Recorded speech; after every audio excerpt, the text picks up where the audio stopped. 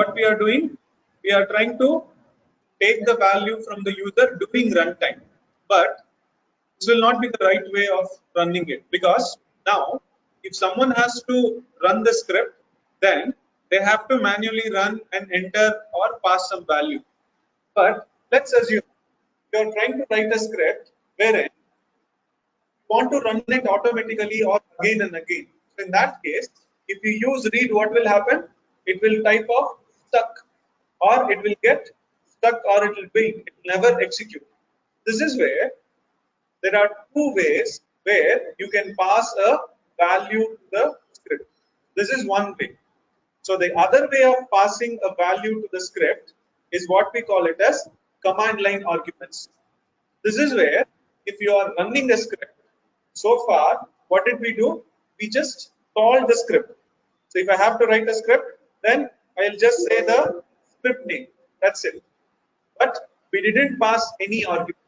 Like how you can pass an argument to a function, we can also pass an argument to a script, and it will read all of them. So this is where, if there is a need where you want to pass some values to the script, you have to give it the space separated, like how you pass to the function, right? The same way I can pass. Now, when you are running the script, it will read those values and it will be storing it into special variable. So like how you had $1 and $2 for your function. Now, sometime back, if you remember, I told this. This is where we have to use that. So I told you the script itself is a main function. So that way, anywhere within the script, if you want to use read the values what you have passed during the runtime from the command line, that I can use it to $1 and $2. Getting it? So the same way, like how you passed the function, you are now calling nothing but the main function. So within the main function, if I say $1 and $2, whatever the arguments or the values that you have passed to the script separated by space, will be able to. Getting it? Now, just see this. Okay, I'll create a file. I'll say command .sh.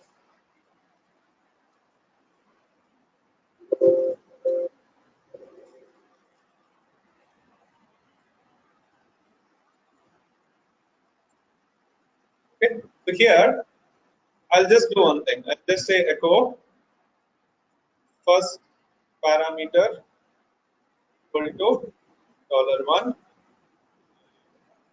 second parameter to $2. Okay, let's the script. So now, if I call it, I have not passed anything. So because of that, it is empty. See, if I pass something, then what is happening? The first one is stored as $1. Second, I didn't pass it. Getting it? So whatever arguments you pass, that much of argument you can take it. Okay. Now you can use this anywhere within the script, so that you can use it, store it somewhere, and you can pick them. All right. Now in the script, we also have something called as $0. Okay. See what $0 gives you. So now anything that you pass is called as the first argument. So now what is $0? It is the name of the script which you are calling. So within the script, if you say $0, it will return you the name of the file which you are copying. Or in other ways, if you look now, if this is $2, this is $1, $0 will be the one before that. That way, whatever you have passed here is considered as $0. Okay. And same way for a function, if you wanted to know all the values, then you will say dollar star. If you want the total number of values, then you will have dollar hash. Okay, getting the difference? So now see this. If I say total arguments is dollar hash.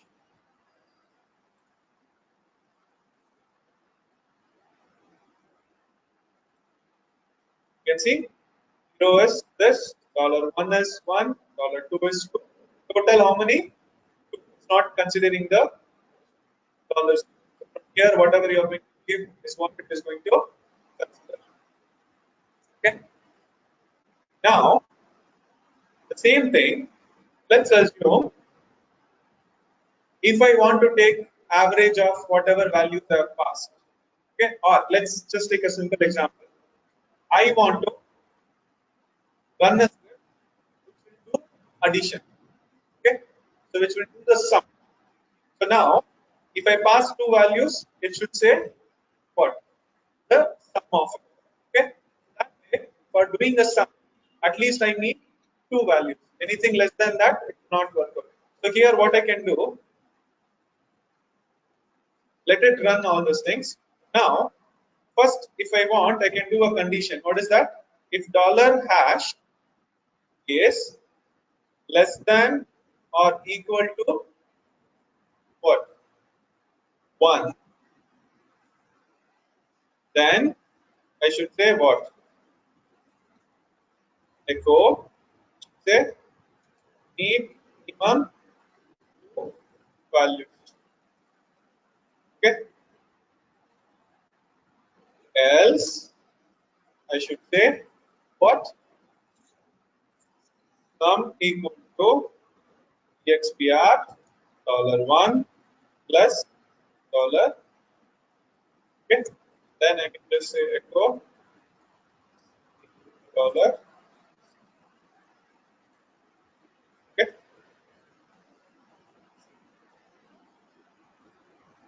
It will say sum is 3. Okay. Now, what is happening? Clearly says after total arguments, need minimum 2 values. But I want to do this in the beginning. Then what will happen? If I want to do this first, then just copy this. This is where now what I wanted to do was I will do it later. But here what will happen is if it is less than or equal to 1, whatever you have passed, it will print the message, but still it will proceed further. So what I want to do is it should not even go. See, one thing I can do is I can put everything under else, but that will not be the right way. So what I should do is if this is not correct or if the condition is met, I should not even go further. So this is where you can use exit. Say exit, it will come out of the process or the shell itself. That means it will never proceed further. You can see it didn't proceed. The pass, it will print and do. This is how when you are writing a script, you can do some check. Okay, or we call it as validation. So first, you take the value from the user, do the validation, and accordingly you can proceed further.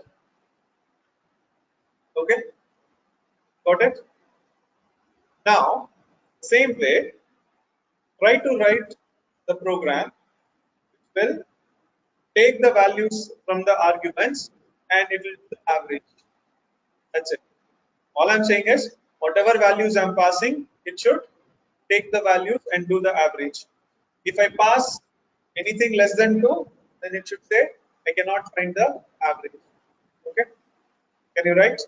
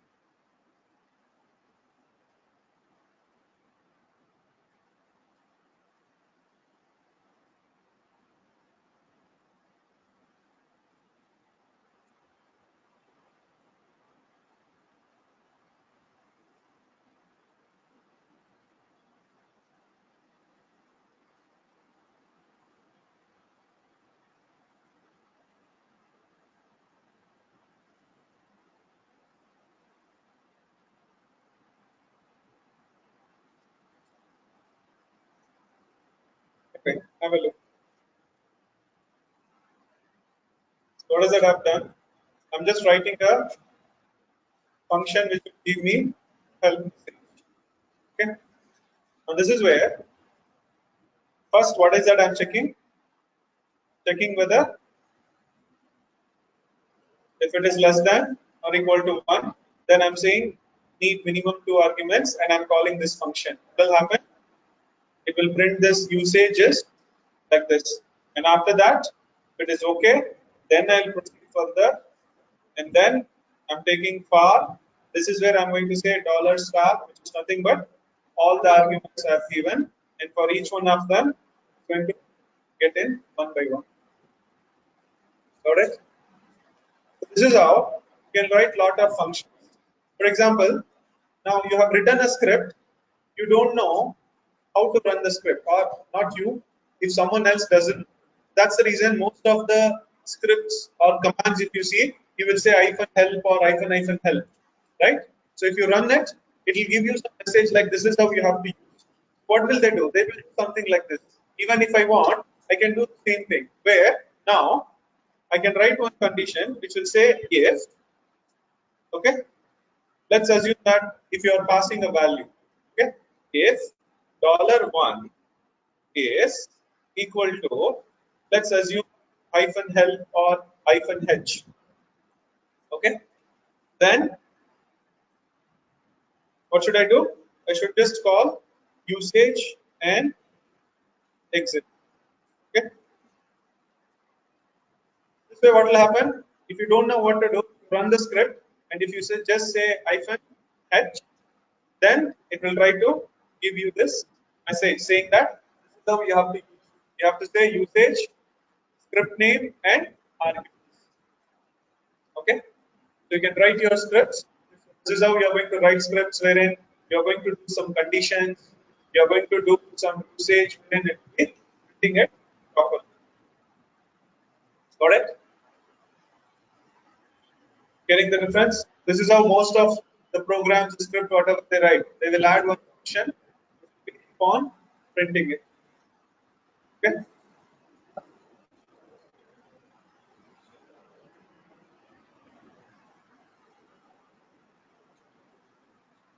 Yeah, that is what I'll tell.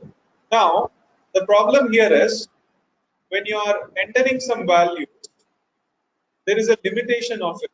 Okay.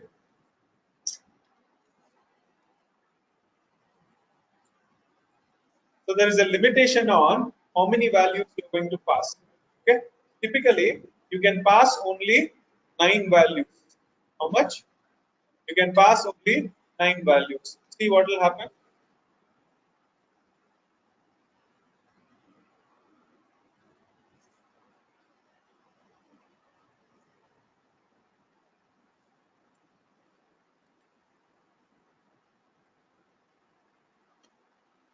Here, okay. Now let me do this.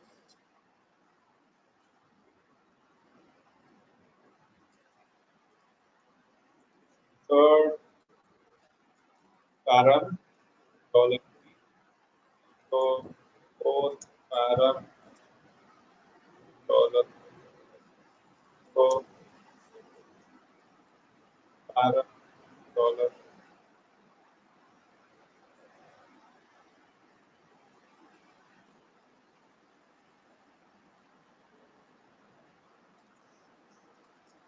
Param six.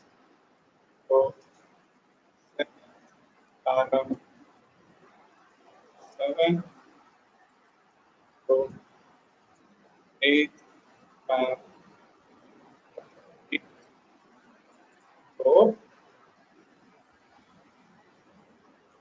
param dollar. And but try to go beyond this. See what happens. Okay.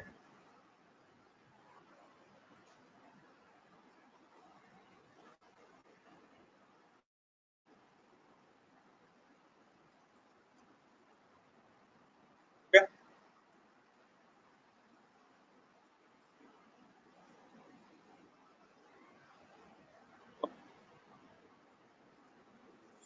Not take. Neither I'm wrong. Not take.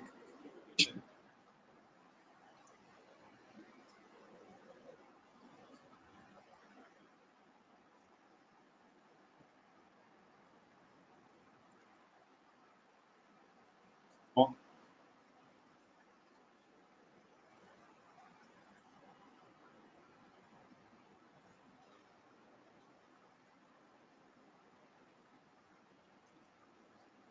wrong. Ah, okay. When I learned it was not that. Things. Uh, Let me check. No, I forgot what is the range, but let me check and get back to you. Okay.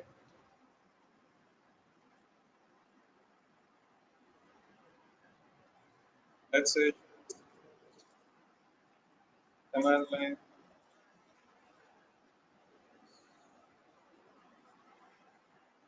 range.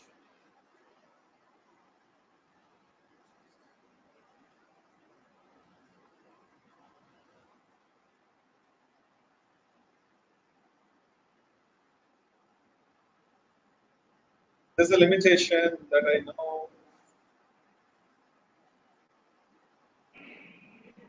That is $9 only. You're correct only.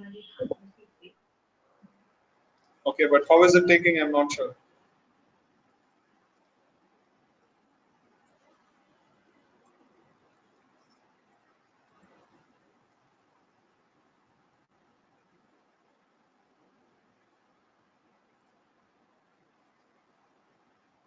Surprisingly, if it takes more than 9,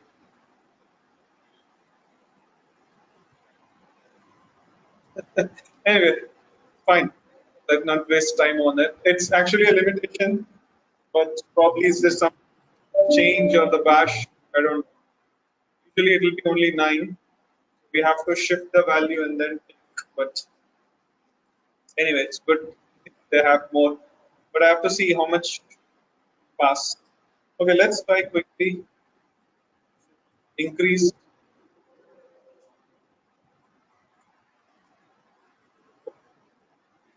$50.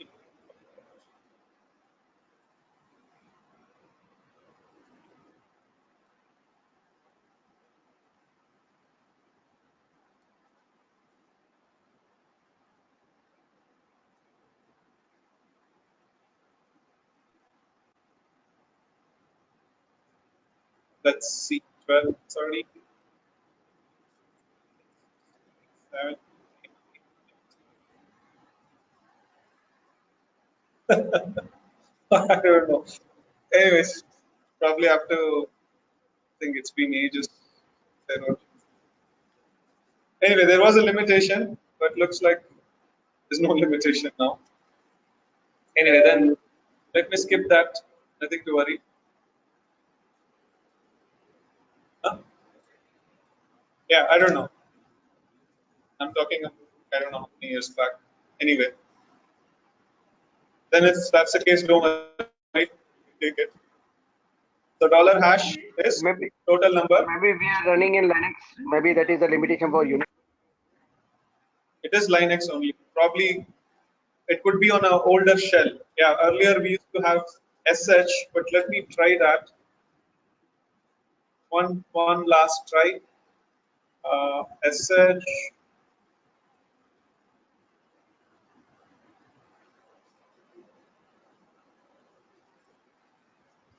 One stick. I think there's some change.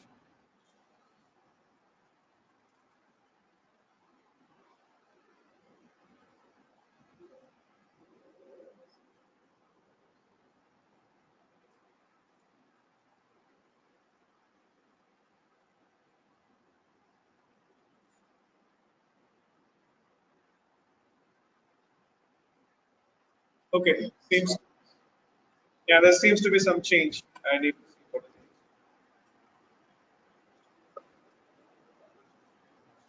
No, there used to be a limitation. I know very well. There is to be very well. they have changed it now recently. That means I'm old. Anyway, I didn't know that. It's been a long time. Good to know. And I didn't think that one's wrong. Anyway, if that's the case, it's good. You can use any number of arguments. That's fine. No problem. Let's skip that. So now, clear at least how you will be writing the conditions, how you are going to check all those things. Okay. Now, typically, when you are writing a function or when you are trying to call a command, you can see in the script what happens is, let's have a script. See, whatever I run, it is just going to run directly, right? See, I'm giving 3 lines of code. So if I want to run this, what will it do?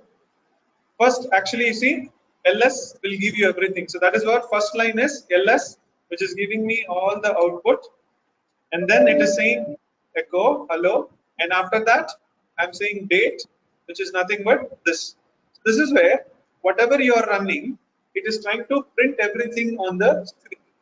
But there will be certain scenarios where you want to take the value and do some operation on it. So that way, whatever that it is running, it is trying to print on the screen. So now what you want to do is, rather than printing on the screen, if you want to capture the output and store it within the script, then this is where you are going to use the backticks, which is what I was using for expr. So that way you understand, I told it in the very beginning. What is that we are doing? It is called as command substitution. So anything that you give within the backticks, it is going to first execute it, capture the output, and that if you store it in a variable, what will it do? It will exactly make sure that the variable has that particular value. Okay. So now see the same script. For example, here, if I say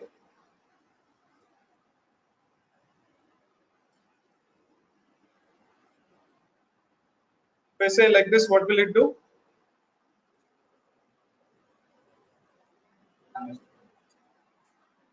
So it's saying 27, which is nothing but there are 27 files in our current folder. Now, I want to print saying your current folder has 27 files, or my requirement is whatever folder I give, I should tell you how many files are there. This is my requirement. What? If I give you a folder, I should tell you how many files are available in it. So here, what should I need? Then for the script, I should pass a folder, right? So I can write a file, or I can write a script where it will take the value. So now whatever I pass will be $1. Okay. So now simply if I say ls $1, what will this do? It will return value. But I want to store and print saying this folder has these many values. So this is where if I put this in a variable, for example,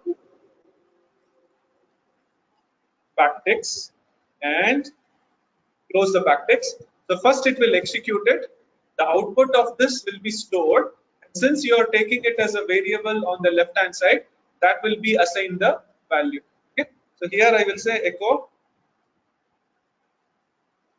your directory, that is $1, as $variable number of files. Okay. Fine. So now, so if I say test.sh and if I say temp, what it will do? It's saying temp has 2 files. How? Let's check. Exactly, it has 2. Okay. So this is how, whatever you specify. If I say root, what is happening? If I say ls root, you can see so many things are there. So this is how, whatever you are running, it is going to capture the output and we can store it as a variable. So that is what we use backticks. Because when you're writing script, there are so many commands that you have to run, take the output, pass it. Then when you're doing all those things, required to the backticks. This is the same thing what we did using EXP. We were doing some arithmetic operation, it's the same. So this is what we call it as shell substitution. Or in the shell, you are trying to substitute a command. Getting it? That is different. Alias is like sibling. Here it is just substituting in the sense whatever you are running, it will execute it and it will replace this location with the value what you have passed. Got it? Getting it? What is substitution? Now, since I'm talking about this, there is one more thing which you need to know. Like how you had a condition for, if I say if or while, I can give some condition where I do arithmetic operations, right? But there are certain operations or operators which we can use to perform for a file, because for certain reasons I want to check whether a file is available or a folder is available or whether it is a folder or not. All the things I can. So this way, in my previous example, now if I say test.sh and I will just give some path like this. Now it is saying there is no such file. So it is giving me not a proper error, but my ls command is giving me error, but still, see, the script is continuing running and it says 0 files. Now, instead of this, what should the script give me the message? It should clearly say that the folder you have entered, is not, or the value you have passed is not a folder. That is what it should give me.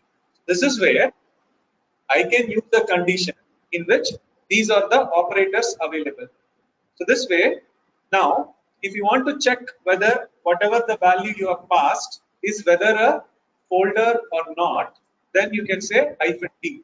So in the condition, if I say -d and the value whatever I've taken, if it is a folder, it will return. If not, it will be returning false. So that way, if I want to check whether it is a file, I can just say -f. File means some normal text file. If I want to check whether the file is readable, then I can say -r. If it is writable, -w. If it is executable, -x. Suppose if I want to check whether a file exists and the file size is greater than 0, then if I say -s, if it is greater than 0, then it will give me, not it will give me false. Okay. The same way, I don't care about the what size. I just want to check whether file exists. Then I will say -e. Okay. So this way you can use it. Let us try this now. So what we will do in our script is, first, whatever I am taking, I will try to store it in some content. Okay. So I will just say, for example, capital D equal to $1. That means whatever I'm passing, I'm trying to store it into a variable. The first condition I'll say is if $D is,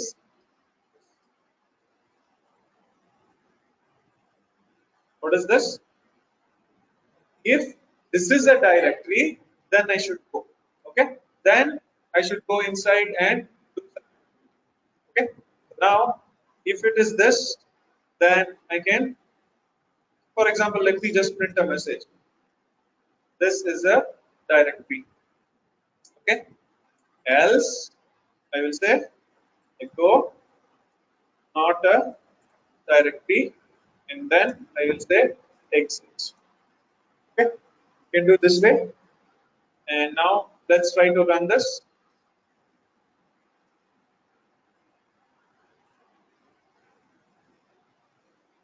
So it says it's the directory. You can see it says it is going to find, it is finding out it is not available. Now here also I can use the not operator. So if I say not operator, what is it? I'm saying if this is not a directory, then you go inside. So that means instead of writing all those things, simply I will say this much, not a directory exit. Then you have to, so it will come, it will check only if it is a directory, it will proceed. If it is not a directory, then you go inside, print a message, then exit out. Okay. Okay, there's a syntax.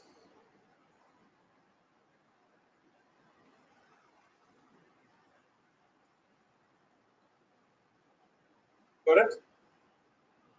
So this is how you can typically use this file operators. Okay. Now, like I said, let's see an example here. I have everything in this.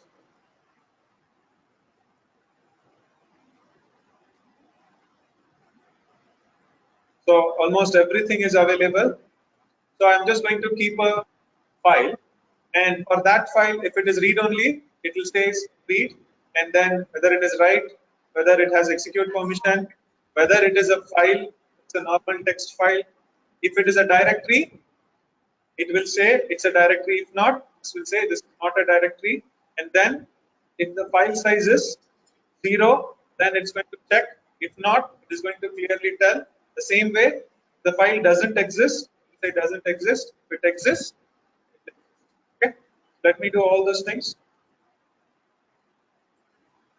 So first, let me create a check. So I'll say file check.sh.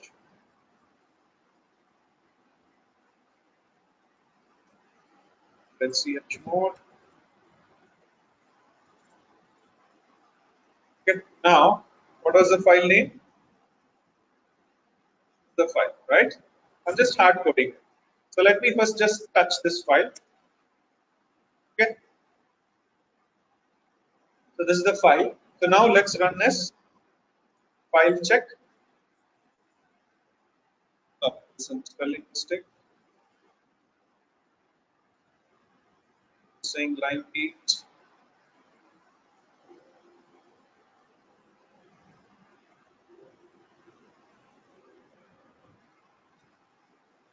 Okay. So now see. So does this file has read permission? Okay, for whom? It is for the user as whom you are running. Okay, so I created the file, so I am the owner, so I have the permission for read to the owner. And this has write permission, yes. And then this doesn't have execute permission, is correct. Then this file is an ordinary file, okay, and this is not a directory. And what does it say? It doesn't have a 0, which is wrong. Why? Because I gave the wrong message.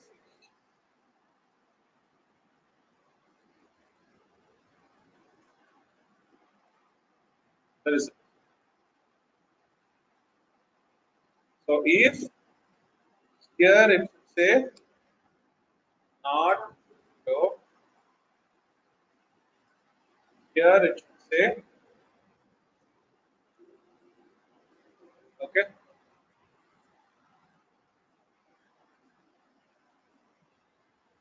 Okay. And finally the file exists. So any permission that you change, accordingly you will be able to get it. So this is where again, depending on what kind of operation that you're doing, especially on a file, you can use all this. Getting it?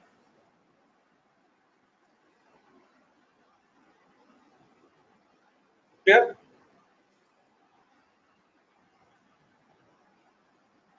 Clear with the file operator?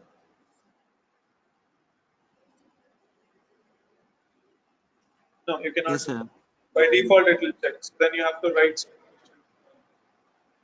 By less of this, then you will get the output.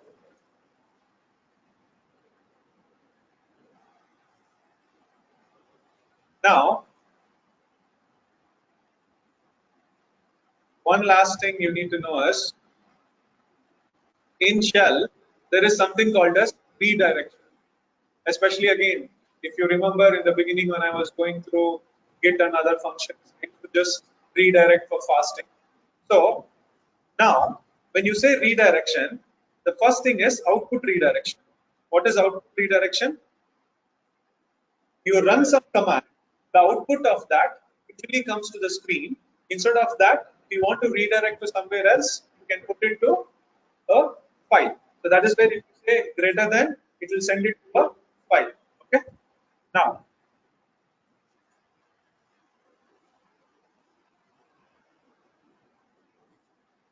what happened? You can see earlier when I ran the script, it gave me this output. Now, when I redirected it, what happened? It went inside the file. So now if I look at the file, this is how we can store the output of a script. So whenever you are running a script, what will happen? You can store the output. So that tomorrow, if you want to come back and see, you will be able to see this. Okay. Now, in this, every time if I say greater than, if there is no such file, it will create the file and put the output. If there is already a file, what will it do? It will overwrite it. This is the reason if you use 2 greater than, what will it do? It will append it. Okay. So now see the same thing. If I do greater than, if you look at the log, there will be 2 times. First time it got the output, then second time it is getting the. Okay. So this is how you can do appending for a file from the. Now, this way, greater than is whatever the output of your left hand will come here. Okay. Yes. If it is existing, it will append. If there is no such file, it will create the file and it will add the value. That's only difference. Okay. Now, there are some cases where you can use less than symbol. What is less than? Less than is again redirection. So this way, from one command, you can pass value to another command using this way also. Okay. Now to show you this example, let me come here. Now in this, if you see, now if I want to read the number of lines from a file, now if I do this way, let's say for example, this file check, right? So now if I say, what does it think? It has 53 lines, okay, which is exactly the same I can do this way. So now you can use lesser than symbol to redirect the content. So this way, for running this command, it is going to typically read the values in this script. There are a lot of scenarios where we might have to redirect the output. So remember, greater than will take the output and store it into a file, whereas a left or a lesser than symbol will try to give you the output or take the value from one and give it as a input to the other one. It will not create a file. Got it? That is what we call it as this. Now in this, we also have a function where you can say terminal. There are many times you will run some command and you don't want the output. Okay, some error message or something will come and you don't want the output. If you don't want to see the output of some command, then simply you are going to say what? Terminal. Okay, so whatever you are going to run, if you just redirect, so there is a file called null in the folder called dev, which is actually empty always. Anything you put into it will become empty. So that's the reason when you run, it is going to take. But here what is happening? It is giving me the standard error. If this command gave me some output, that I am going to put it into terminal. But see this? If I do ls, I'm going to get this. But what did I do? ls redirect. So this way, it is storing the output to the file called devnull. And if you look at the devnull, it will be nothing. You cannot see any content in it. Okay?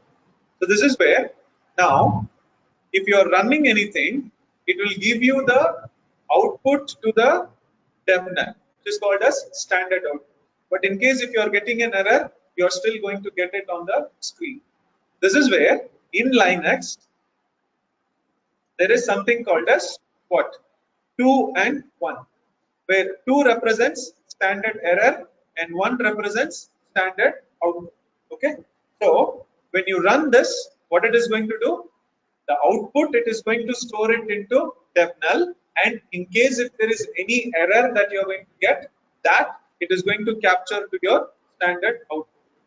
Most of the time when you are running a script, they will be appending saying 2 greater than %1. That means if there is any error that command is giving, take only that and show it on the screen, whereas whatever the output it is giving, store this into a script.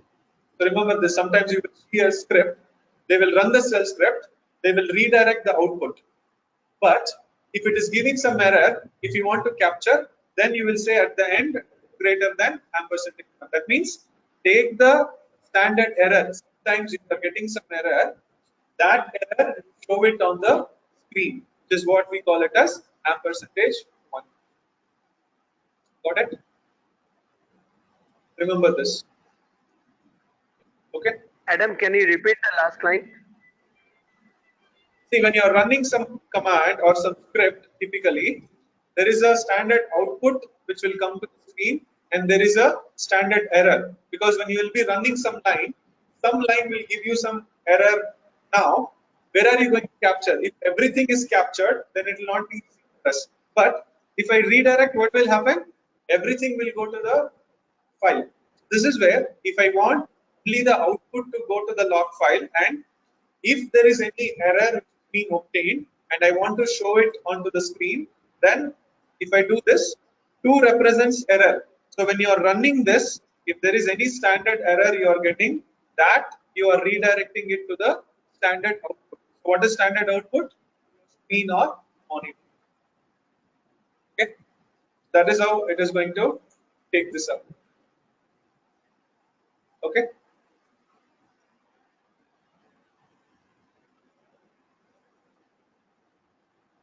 Now, one last thing is, when you are running a script, again you will be seeing lot of times this means very simple. Output you store into null or to some other file, and the standard error just give it to me in the screen. Now, when you are running some script, if you close the screen, what will happen? Okay, let's try to run one script. Tell me a while loop. Okay, so I'll just say while 0.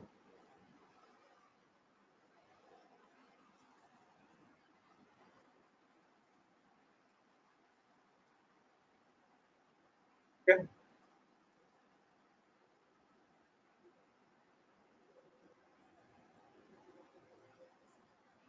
So it is going on a infinite. Now, let's assume like you are doing something in your company where you are running. Suddenly, you might have to log out of your computer, or your computer crashes, or let's say that you want to run the script. The script will take 2 hours. Now you want to go home. What will you do? You will close the laptop. If you close the laptop, this session will get terminated. Or simply, if I close this also, it is going to terminate. Now see what happens. If I connect to the machine,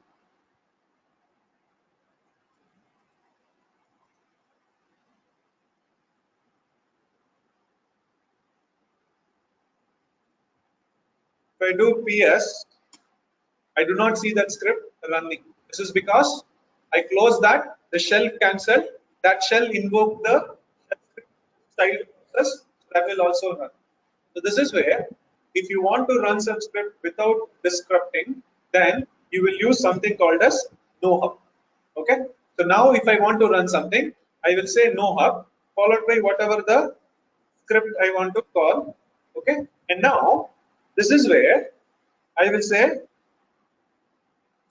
okay, now what it means, run it. If there is any standard error, give it on the screen. Okay. And if I say %, at the end, % means run it in the background. Okay. So if I run this, now you can see it gave me back the screen, and here it is running the script. So even if I close this, the parent shell is not needed because internally it is going to run in the background. And The other thing is there will be a file called nohub.out. This is because whatever the output of this file is giving, that will be printed in this file. So if I want to see the content, if I say tail-f, what will it do? Live output it will see, right? So you can see whatever is script is running, it is going to give me. So this is where what you can do is you can use nohub, then sometimes you will run it, so that run this in the background without any description, and in that any error I'm going to get me out on the screen so that I can see. So that now if I close the screen also, if I log in, this process will be still running. Okay.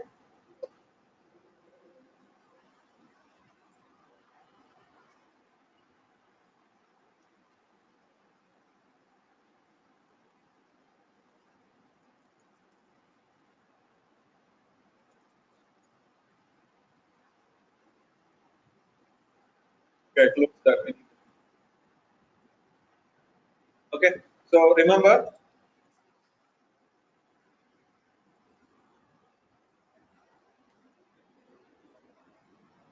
okay, it's running, right? You have this there. You can see it is still running. So unless and until I will not stop, it will, I mean, it's not like here I'm doing an infinite loop, but when you're actually running a script, whatever the statements you have given inside, as soon as it completes, stop. Right? If I want to stop, I'll just say kill 95348. What is PS minus EF? PS, I know that we will see the process, right? What is the EF is the option here? EF means enumerated form. PS by default will give you the process running as my current user. Whereas if I say PS-E, it will give you the list of all the process running in this machine. And in that, you can actually see it is not giving form. So if I say F, it is going to give you form. Okay. Get again? So, suppose, yeah, suppose we have given that job to run in the what is that in the background, right? No hub and the script name at the rate, right? How to bring in the again in the again back? We have put in the background, right? I want to see No, revert see, it back what, again. that is the reason. What did I tell you? What is the reason for you to send it in the background and to run it in the descriptive? Because if you bring back your screen, there are options, but if not do. The reason behind it is if I bring it back, what will happen? Let's assume I can bring it back. Then again it will be on the screen. But again, if I close the screen, it should not be done. So usually you run no hub because run and just leave it. So let it run, Okay. let it complete whenever it wants. And if you want to see whatever is happening, what is that you need? The log. So that is what by default it is storing it into a file called nohub.out. So if I go and tail it, obviously I will find out what is happening, what it is printing. That's the reason you will use nohub usually when you want to run any kind of script without running descriptive. Okay, it's a good practice that you run, and in that, as I said, you're going to say 2 greater than %1, which will redirect the standard error to the screen, so that even if you close the screen, it will be running. Okay, Got Adam, it? I have a, yeah, I got it. Adam, one more question is there. Suppose we have a script inside that script we are calling the Oracle database, right? So, and we have put the job in the background, right? And it is running for a long time. So, due to some reason, I killed the job, that process ID. But what happened? It is calling the Oracle server, but the Oracle server job is still running, right? Now come again. What is it? See, we have written one Cells script. Inside the Cells script, I am connecting to Oracle database and I am running some procedure. Okay. Now, due to Okay. some reason, the job is running for a long time. So my manager told that kill the job. So what I did, I come to the Unix box and find the process ID and kill the process ID. But in the Oracle server, that whatever the procedure is there or query is there, it is running. I have not killed. I have redone the job. So what will happen? The deadlock will happen because See, that is the job is already running. Yeah. you have run two processes. That is where you need to understand how you are calling your parent, how you are calling child. So sometimes what will happen, you might be killing your parent, but the child might go what? We call it as a zombie process. So if there is no handle and if you are running it background, what will the parent think? Complete. It will go ahead and run. So this is where you need to be very careful, especially when you are killing parent and child. So that's the reason when you are stopping something, we will not use kill command. So we will be using something called pkill, which will kill the complete process. So now I will say whatever the process I click on. So it will try to kill the complete process. So that could be one of the reason what happened to you. Kill the parent, but the child Okay. becomes zombie and is still. So the P kill, you are saying that the P kill command will kill the child as well, right? Entire Hello. process, whatever that you have created the parent, whatever the parent you have created, it will kill all the child process that it is handling. Okay.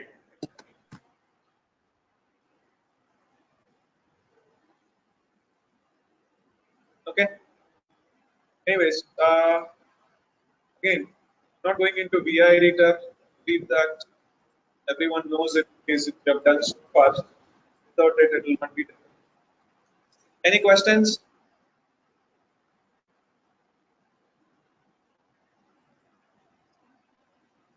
Okay, I mean, I'm not saying that this is only self-scripting.